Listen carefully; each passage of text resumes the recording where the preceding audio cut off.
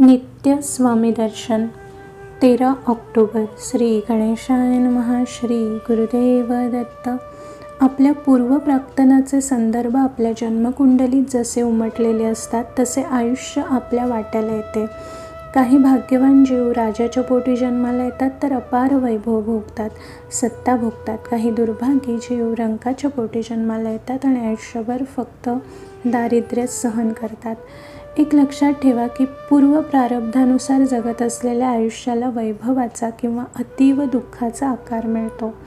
माझ्या प्राणप्रिय स्वामी भक्तांनो, एक कायम लक्षात ठेवा की राजवैभव लाभले काय आणि जन्म दारिद्र्य भोगावे लागले काय, मनातले स्वामी विचार माणसाला सुखदुःखाच्या पलीकडला प्रदेश दाखवतात. मनात फक्त स्वामी विचारच तरळत असतील तर प्रारब्धाशी निगडीत असलेले ही शरीर पातळीवर रेंगाळणारी सुखदुःखे आपोआप लयाला जातात.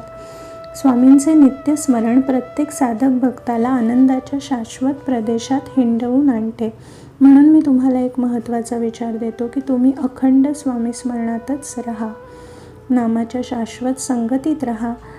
एका स्वामींव्यतिरिक्त कशाचाही विचार करू नका. स्वामींनी आपल्याला ज्या आर्थिक परिस्थितीत ठेवले असेल त्यातच फक्त आनंद माना, कशाचेही दुःख वाटून घेऊ नका.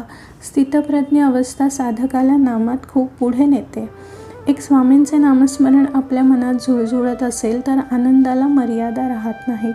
प्रापंचिक दुःखे आर्थिक पातळीशी निगडीत नसतात तर प्राक्तनाशी निगडीत असतात. मी तुम्हाला खात्रीपूर्वक सांगतो की प्रापंचिक दुःखे तुम्ही अथक नामस्मरणाच्या बळावर नष्ट करू शकता.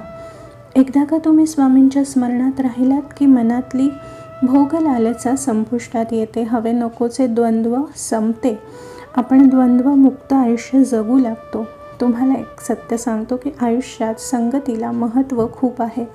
स्वामींच्या विचाराने भारलेली संगत लाभली की केवळ स्वामी सहवासाचा संवाद जुळून येतो. चित्त स्वामी नामाशी गुंतून पडते. प्रार्थनाच्या रेषा हळूहळू बदलू लागतात. रात्र संपते आणि भारलेली स्वामी नामाची पहाट उमलून येते. स्वामी सहवासाचे सुख मिळू लागते. तुम्ही फक्त देहबुद्धी तात्काळ सोडून द्या आणि स्वामींच्या साक्षीने जगायला लागा. श्री गुरुदेव दत्त. श्री गुरुदेव दत्त. श्री गुरुदेव दत्त.